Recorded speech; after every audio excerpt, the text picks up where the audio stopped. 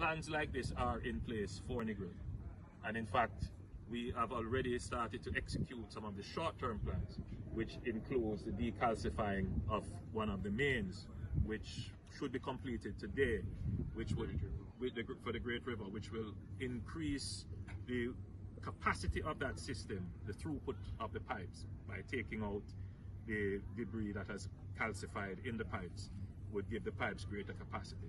So we are expecting that the people of Negril will have, in short order, some partial relief. It's not a complete solution, it's a partial solution. But there are plans like this to put in new pipelines, new plants, and to find new sources. The challenge in Negril is that the water source that we rely on, that it had dried up because of the drought. And even with the rains that we have received, it has not returned to full capacity.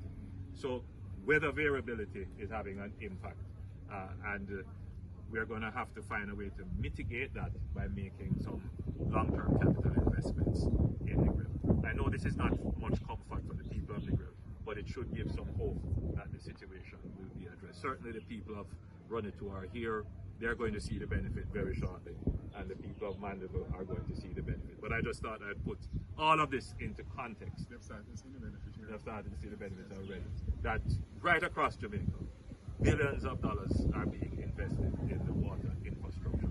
And in fact, every new road that we do, not the repairs or the rehabilitation, but every new road that we do, we put in place water mains that will carry, and transmission mains and laterals, that will carry us for the next 50 or 60 years.